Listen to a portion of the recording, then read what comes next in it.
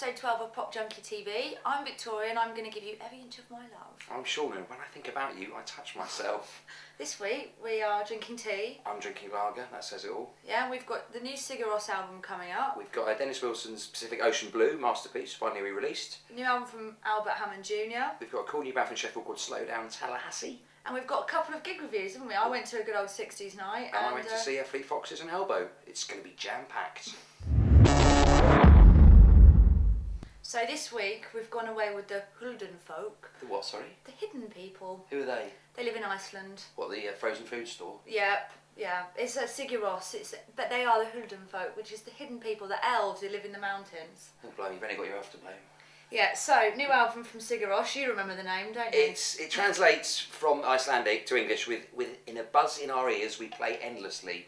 So it's quite a cute album. It's quite a cute album title, yeah.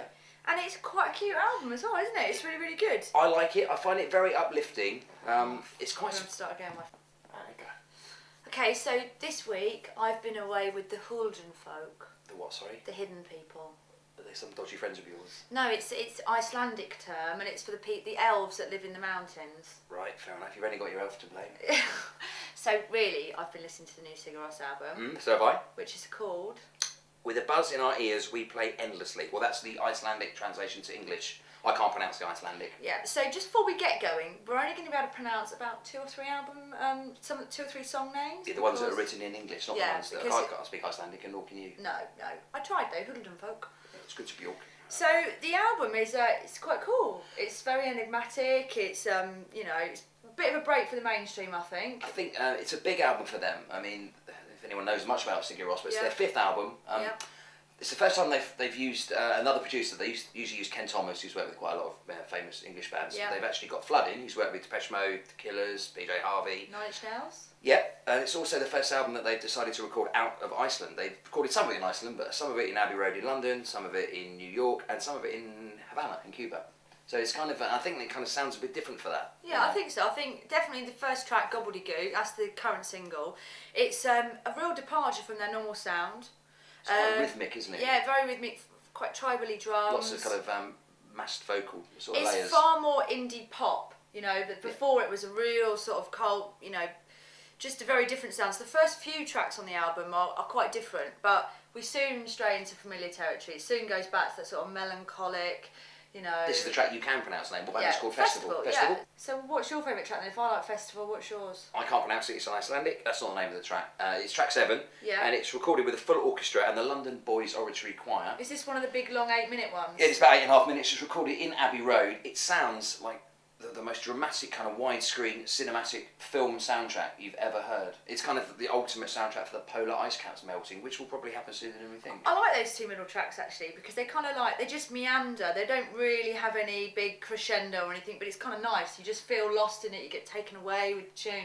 You do get swept away by the whole record, I think. I think sometimes it's in danger of being a little bit too overblown and a little bit too saccharine at times. You know, you want something else to maybe, you know, to be a bit darker, but I do like it. It's a very, very uplifting, spiritual record. Yeah. It's a good headphones record as well. I think so. And then the last track obviously is what everyone getting their knickers in a twist. He's sung in English for the first time ever. Although I didn't know that. To me, it sounds like he's singing in Icelandic. He's got a particular tone, hasn't he? That whale voice, whatever it is. But yeah, it's a pretty good song, the last track as well. I think it's quite good. It's nice to see them, well, to hear him singing in English, but you know. I wonder if they do the next album completely in English. Probably. I doubt it.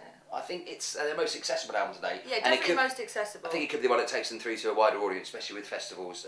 You know, for me, it's actually I actually prefer it to the Coldplay album. I think it's the album that I kind of wanted Coldplay to make. Oh really? Yeah. Well, no, definitely for festivals, I can see it going down really well because it's something that's not just going to appeal, you know, in the sunny afternoons, but be pretty good dark at night, twinkly stars and everything. I'm really up for it, and they're playing Benny Kassim. So I'll be there. It reminds me of sunsets and winter and Christmas. All in one. All in one, which is why I've kept my coat on. So we like it quite a lot. It's cool. Alright, so Sean, what have you been doing? What have you been listening to? What's floating your boat this week? I was floating my boat, quite literally floating my boat, because it's called Pacific Ocean Blue. This is Dennis Wilson. This is the first solo album by a member of the Beach Boys. Came out originally in 1977. Right. It's deemed a great lost classic album. It's been released before, hasn't been out for 10 years, it's been deleted, people have been paying a lot of money for it on eBay, etc. This is a really nice packaged version, just come out. You get Bamboo, which is a great lost album as well, with it. it's an album that Primal Scream, The Charlatans, The Verve have heralded it as a classic, you know, big influence on them. Right. It doesn't actually live up to all that hype. It's not, you know, it's not Pet Sounds Part 2. Well, I heard a few tracks, didn't I? And I thought it was a little bit cheesy. It's very rooted in its time. It's very 70s, released, as I said, 1977. Veers from like funk to soul to jazz. It's very, very gospel-y in places. You've got a River Song, which is a kind of gospel rock track. You've got a lot of songs about love being in harmony with nature. Dennis Wilson's voice is kind of cracked and wounded. He's quite a bit of a hellraiser. It's kind of a damaged voice. But there's some beautiful songs on there. You've got Time, which is my favourite, which is starts off as a piano ballad, horns, trumpets, turns into some sort of crazy funk track. And you've got You and I, which is sort of jazz tinged. Thoughts of You, which is this beautiful kind of layered vocal symphony. What's Wrong is a bit iffy, bit of a 50s rock and roll pastiche. But, so it's one of those must-have classic albums. It's not as great as Pet Sounds, but yeah, get it. It's definitely worth it. I mean, it's a beautiful record, yeah. So we're liking that at the moment. Beach Boys talks about them, obviously. I went to see Fleet Foxes this week, supporting Elbow at the Meltdown Festival, Massive Attacks Meltdown. Fleet Foxes, we've been championing on the show for a while. Yeah, no. Fantastic Seattle 5-piece, sound like the Beach Boys meets Simon and Garfunkel. So that's really good. And Elbow were fantastic as well. Yeah, you like Elbow, don't you? Really good. They played with the full brass section, horns, strings, the lot. And also I'm into a new band called Slow Down Tallahassee from Sheffield. Right. Described as the Shangri-Las meets the Breeders. Okay. Their album is out now. It's called Beautiful Light. Veers from kind of 60s girl pop to, you know, indie, hard indie pop with funny synthesizers, and a track called Kiss Me Again, which I can only describe as Bonted Tempe organ meets hardcore porn. So, what's your week entailed? Well, I have been... Sigur Rós has been the main focus, I have to say. You've been in Iceland all week? Yeah, I've been in Iceland with the Hildu folk. Also been listening to Hammond Jr.'s new album, Como Te Lama. Oh, it's all bilingual tonight. What's your name? Sean. Yeah, that's what it's called. Oh, okay. So it's you know, it's much of what you'd expect, to be fair. First album's great though. Yeah, it's really good, but it's kind of what you'd expect. I've been listening to it. I'm hoping it's going to grow on me. First album sounded a bit like the Strokes, but more poppy with a bit of a Beach Boys thing going on. What's this has like? got a real Mark Bolan tinge to it. I think it's got a real his voice really reminds me of Mark Bolan. Okay. Hear the Kinks influences. It's the same, you know, same old stuff as you'd expect. Okay. However, I did go to a wicked gig last Friday. Wicked. You're so down with the kids, aren't you? Yeah, I know. Yeah, right. Well, actually, it was in a very down with the kids place, New Cross. Oh, okay. New Cross Inn. So it was Vinny headlining, who are like the pioneers of New Soul. Okay. Another band I saw out in Ibiza last year. What's New Soul? What's different to the old soul? So well, you know, it's the whole mod thing. Oh, okay. Right? So is New spelled N-U or not? N-U it is. Oh, I know, I hate that. I don't like it. So Vinny, I've seen them a couple of times, and this time it was, but good, just not as energetic as they normally are. It was quite a small crowd. It wasn't that packed in the pub, so I sort of felt a bit sorry for them. But two other bands I saw, Vinyl Stitches, they kicked things off. 2 boys, 2 girls. Okay. Singer's very talented. Really liked him a lot. What does it sound like? Moddy. Okay. Rock and pop, you know. They've got a girl that just stands with a tambourine. I wish she'd sort of do a bit more. Bass player was pretty phenomenal. I might be looking for another member. Yeah, it was a bit more style over substance, if you get you know, I get what I mean. Organ Morgan though, I love that name. That is such a cool name.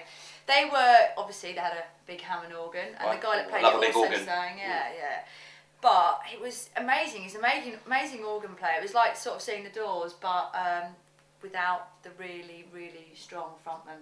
Okay. So that was a bit of a shame, and I kind of, I think, you know, if they could get a singer in with a bit of personality running around the stage like a lunatic, they could be pretty cool. Okay. So it was good. It's a really friendly crowd down New Cross Inn. I'd sort of recommend going down there actually. It's a nice little vibe around there. The Amersham Arms as well is pretty good. So. The words friendly and New Cross don't really be hand in hand to me. I quite like it. And there's a wicked shop opposite. What's that? I think it's called the Rubbish Place or something, and it just looks wicked. So yeah, so been a busy week for me. Obviously, mostly looking forward to this weekend. We've got a big gig happening in Stockwell. Who's that then? A friend's band. We won't talk about that. But Liquid Limousine are playing, who are a band we've championed before in the past, an unsigned act. So yeah, if you're free on a Saturday, come down to Stockwell, the Cavendish Arms, and yeah, we'll all be there, won't we? Oh, Stockwell and New Cross. You do go to all the glamorous holiday locations, don't you? We'll be back next week if she's still alive.